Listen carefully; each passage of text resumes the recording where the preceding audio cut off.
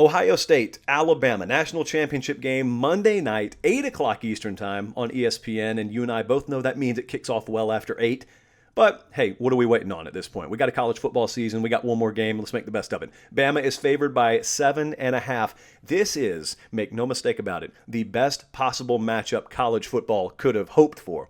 There was someone out there, some fool out there, was claiming, I bet the folks at ESPN are mighty upset they don't get Bama Clemson again. Like, what? I know that Oregon just legalized pretty much everything, and even Oregon, even state officials in Oregon would have a big problem with whatever the person who said that had to be smoking in order to make their mind believe an executive at ESPN would prefer Alabama Clemson Part 32 over Alabama Ohio State. Dude, these are the two biggest brands in college football right now. What in the... So anyway, that was incorrect. This is the premier matchup in college football right now. And here's why. I can tell you confidently, because I live in the South, in the SEC blueprint, in the footprint rather of the SEC, there's only one non-SEC program that they view as their equal. It ain't Oklahoma. It's not Oregon. It's not anyone other than the Ohio State Buckeyes. That's the only, they may hate them, but they respect them because they look at the way Ohio State recruits. They look at how serious they take football there. They watched how limp, for lack of a better term, a lot of the rest of the Big Ten seemed about the prospect of playing football this year as Ohio State tried to beat everyone upside the head with a sledgehammer to make sure the season happened. And they said, you know what? That's kind of the way we'd do it. You know, at Georgia, Florida, at Alabama, that's kind of the way we'd go about things. So that program up there in Columbus, they got a lot of SEC to them. They recruit right on par with or better than most of the SEC. They're right there with LSU and Alabama and Georgia. So that is the one reason why you got supreme respect and also a big-time competitive rivalry with Ohio State versus anyone from the South. And number two, you're playing Alabama. It's not just anyone from the South. It's the premier brand in college football, and they are the standard. And that is who you measure yourself against. That's what every elite athlete and every elite program in the sport is working to do, is finally earn the opportunity to measure yourself against Alabama. So as we dive in a little bit here, there is a term I haven't used all season that we sometimes use to define Clemson, actually, in these kinds of settings, and that's Ascension mode. All right, so later on, Colin is going to show you our game capsule for this matchup, and that shows just the Vegas number versus what our in-house model has determined per 1,000 simulations of this game as its projected margin of victory for the favorite or underdog or whatever. There is one great big wrench that can always be thrown into that formula, and that is if a team is in Ascension mode. So what our model essentially needs is it needs to have a cap. It needs to have a basement and a ceiling on a team. And if it doesn't have the ceiling, it has no earthly idea how to define that team. And the ceiling, of course, means what is the maximum potential of a team. We know the minimum and maximum potential of a team, and that way we can sort of work out what we should expect from you. Your A performance, B performance, C performance. In tiers, if we have a ceiling and a basement on you, we should be able to define that. Well, here's the problem. Ohio State didn't play a full season, obviously. That in and of itself is not a huge problem because even if you only play 6 or 7 games, as long as we have a defined ceiling and basement on you, we're cool. But when you are one product through the regular season and then all of a sudden you vastly exceed even your best performances in the middle of the season against Clemson, the most recent team you played, I mean, they outperformed against Clemson what they did against Rutgers. That's a big problem because what it screams is either one of two things just happened. Either that was a great, just made-in-heaven matchup for Ohio State, or it's a team that's in Ascension mode. And if they're in Ascension mode, it's like a plane climbing very quickly once it takes off. We have no clue what cruising altitude is for this team. We have no clue what they're capable of. And if that's the case, that is one of the paths that could see Ohio State pull off a surprising double-digit win here, like they did against Clemson as a 7+ point underdog. I think it's kind of interesting as I've listened to some folks talk about this, including some of my buddies back home who are Alabama fans. They got kind of worried because they only, and I want to stress this, only scored 31 against Notre Dame. I don't think it's reason to worry at all. If you've watched them being Alabama, if you've watched them in the past, there's a little bit different way Nick Saban has gone about playoff games versus regular season games. You know, because margin of victory is totally and completely irrelevant once you get to the playoffs. And really, if you play in the SEC, if you're Alabama, style doesn't matter anyway, because if you win, you're going to get in. But just to play it safe, a lot of times you want to maximize and stretch margin as far as you can in a regular season game. When Nick Saban has gotten into a championship or a playoff situation, that is not the case. Once they realize they've got a team that can't trade points with them, that can't keep up, they will throttle, and I don't mean throttle as in beat to death. I mean throttle the game as much as possible to get it over with as quickly as possible. They ran 55 total plays last game and scored 31 points. They had, I can't remember what it was, but the ratio of first downs to total plays run, if you're looking at that game, it's what I'm saying, and you think, ooh, they were off. They were really off against Notre Dame. No, they weren't at all. That was a classic Nick Saban versus inferior team in playoff performance. They did it against Washington a few years ago. They scored 24 points, I think it was, and everyone said, uh-oh. Well, really not so much. So I wouldn't worry about that whatsoever. As for Ohio State, so we're just going to jump around back and forth. I like to do these previews as kind of just a stream of thought. There's not necessarily 5 bullet points. Here's what to watch for. Here's my favorite matchup. We're just going to kind of blend all that together. So Justin Fields, what do we think here? Ohio State fans, what do we think? I know that we've had some conjecture as to whether he's 100% or not. Listen, if he's 90%, I'd take a 90% Justin Fields over pretty much, almost anyone else who plays the position in this sport. My question, and no one's question really, is will he be able to play? That's not the question. The question is, how much of him do we get? How close to 100% is he able to operate? And I'm hesitant to buy into 100% only because here's what 100% would mean. If I get 100% of Justin Fields, that means there is no hesitance in calling design quarterback runs. There's no hesitancy in Justin Fields to create contact on a 3rd and short or in open field. There is zero trepidation in using his mobility. Now, that can be viewed 2 ways. Number one, it can be viewed in terms of play calling, and somewhat I do view it that way. But I'm not really talking about play calling. I'm talking about instinct. Because when you're injured, instinct sometimes takes over. And the reason why it doesn't really sound significant, but it will be significant, is because if you get into a true point trading, back and forth type of, track meet sort of game, which this does have the potential to do, the ability to fall forward on a critical 3rd or 4th down, one series, could end up making the difference. I mean, when you're having to maximize every single series and you end up giving one away because your quarterback physically ended up not being capable of finishing a play, just physically didn't end up being able to fall forward for those extra yards, that could be the difference in a game. So that's one thing I'm looking for. The second thing, speaking of injury, over on the Alabama side, I think Jalen Waddle is going to be back here. So I guess the requisite follow-up is, what are we going to get from Jalen Waddle? Because I know that there's this talking point out there that, well, if he's in the game, he'll probably be a decoy. I'm not so sure about that. I don't expect Jalen Waddle to catch 15 balls. Let me say that. But I also don't think that if Alabama is going through the motions of getting him ready to play, if Jalen Waddle's on the field, Jalen Waddle's going to be able to contribute. And if he does that, boy, that adds a layer. I know you look at Alabama's offensive production and you think, well, they can't get any better. No, it's not that. I think with Jalen Waddle on the field, it lessens the risk of a 3 and out in any given situation. It just adds a different level, a different layer offensively. And when you're looking at potentially defending the middle of the field, let's say, especially when you have to also account for a back out of the backfield and the vertical threat of Devontae Smith. I mean, when you add the ability for 4-4 speed drag routes across the middle all afternoon or all evening, that's a different element. I mean, it makes it so hard to get off the field, harder than it already is, which I guess kind of brings me to this point since I'm thinking about it. Ohio State's wide receivers. So let's switch sides of the ball here. Ohio State's wide receivers against Alabama's defensive backs.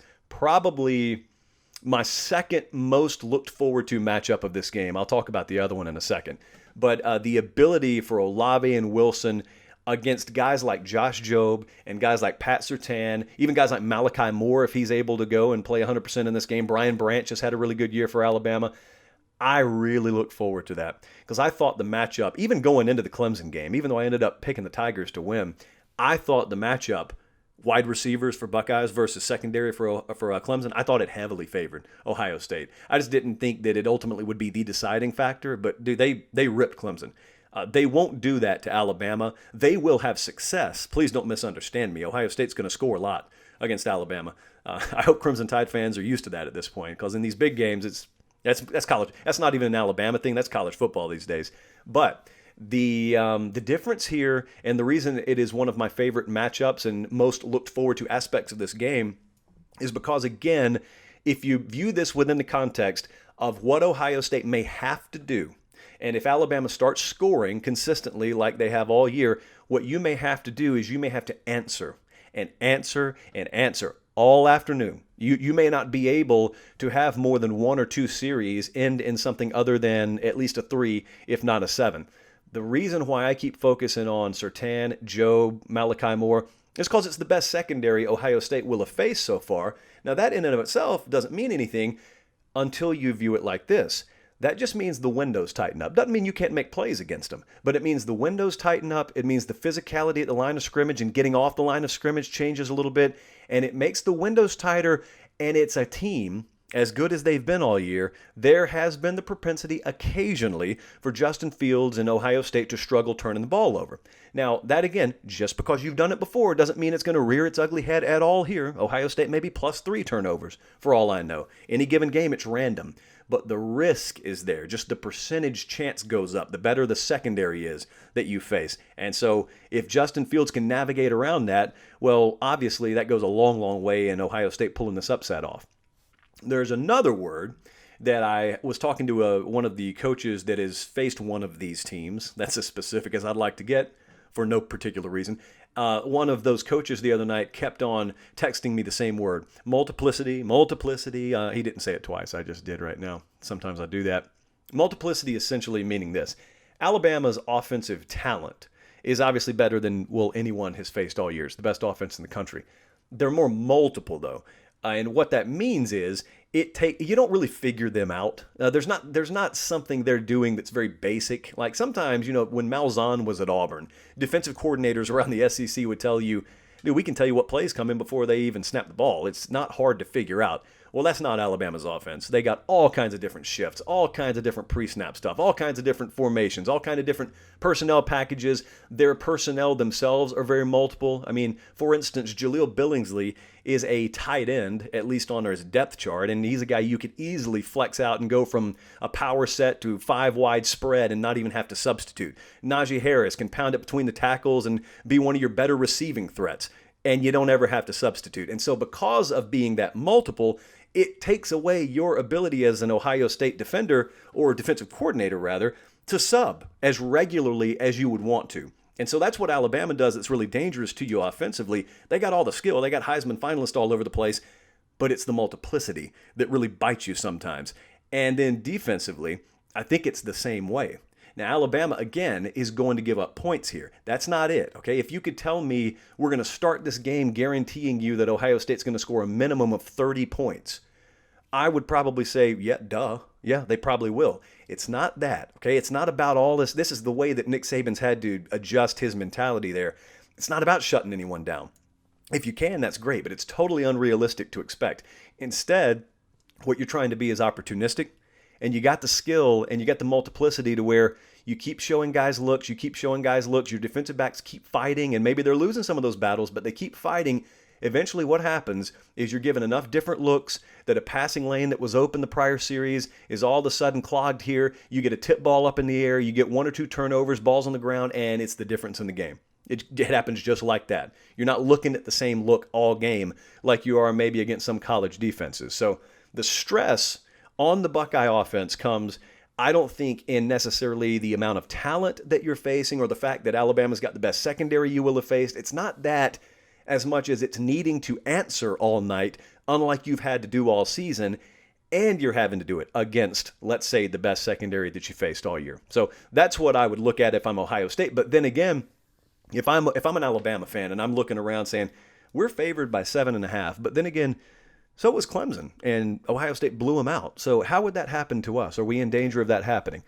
Well, a blowout would surprise me. An Alabama loss wouldn't surprise me. If it were to happen, I think the biggest keys for Ohio State to pull that upset would be, number one, you need to move Mac Jones. You need to make sure that, unlike Trevor Lawrence or Justin Fields, who have no problem moving in the pocket and redefining the launch point, that's not Mac Jones's game. He can do it, but he's certainly not as fleet of foot, and it's certainly not as comfortable for him. He is a precision assassin type quarterback against the blitz, but he does it pretty much staying in the pocket where it's been defined on the snap. And if you can cause that to change, it's a lot easier said than done, but maybe not impossible. But if you can cause that to change, you've gone a long way in potentially interrupting their offensive rhythm. Now, the reason I said it's not impossible, even though very few teams have managed to do it all year consistently, none have, actually. The way that you could do it is Ohio State will have probably the best opportunity in situationally, the opportunity of any team in America this year of being able to interrupt Alabama's offensive timing and rhythm from the interior. Because of the loss of Landon Dickerson at center, combined with the great interior guys on Ohio State's defensive line, they've got an opportunity to do something that other teams haven't had the opportunity or personnel to do, and that is collapse the pocket or affect the pocket from the inside. You occasionally face good edge rushers, but all Alabama does is run the ball right at them. Okay, that's how they solve that. They don't even give them the ability to rush the passer. Well, this is a little bit different animal. And so all of a sudden, if you start seeing Chris Owens in the interior of that Alabama offensive line not hold up early in this game, it changes everything. Because everything you know about Alabama's offensive attack is predicated on protection. And if they don't have it, well, then all of a sudden, you go into the half and Alabama's got 16 points on the board instead of 30, and you're saying, what's happening here? Well, what's happening is Ohio State's defensive line is controlling the game. The third thing they need to do, because collapsing and moving Mac Jones kind of goes hand in hand, the third thing is they cannot abandon the run. Even if Alabama starts to rack up points, you can't abandon the run because it is your best hope in this game. You have got to do you and do what gives you the best chance to win. And matchup-wise, it's kind of the inverse of what Alabama used to fear. I think Alabama used to fear the big-time passers, and now they're so used to it. Kyle Trask put some yards on him. Trevor Lawrence, they played him. He put some yards on him. Justin Fields will put some yards on him. But what they don't have that they used to have is kind of a rock-ribbed front seven, and they prided themselves on folks not running on them. Well, you can run on them now. I mean, they've had to change their personnel. They don't have an elite defensive line. They got some good edge rushers. They do not have elite run stuffers. They don't. And so this is a game that is ripe to have the complexion of it changed with Ohio State being able to run the ball. An uncomfortably successful amount of running the ball. So, even if you get down 14-3 early, it's a long game, man. It is a long game. Now, you're down 28-3, that's a little bit different. But 14-3, 17-7, you keep running the ball, and over the course of 4 quarters, that should work to your benefit. All right, Colin, let's show them the game capsule here. This is the Vegas line, being Bama minus 7.5. Our late kick model, again, we simulate the game 1,000 times. This is the average final score. We agree with the Vegas number. So we've got Alabama minus 7, just a hair under the 7.5, obviously. I have pretty mixed feelings on this game. It is extremely hard to look at what Ohio State's done in the last 4 quarters of football and say, yeah, let's go ahead and install them as a 7.5-point dog. But then again, if I look at the entire season and I look at what these teams have been, this number is right, which draws us back around to the great paradox in this game. And that is Ohio State a team in Ascension mode? If they're in Ascension mode, this certainly is too fat a number. I mean, if they're in Ascension mode, there is no number. It's just to pick them. Now, that's what this game should be. I am going to ever so slightly lean towards the fact that Alabama is still the better team here, and it's why I'm going to take Alabama to win the game. I am not laying 7.5 points against either of these teams.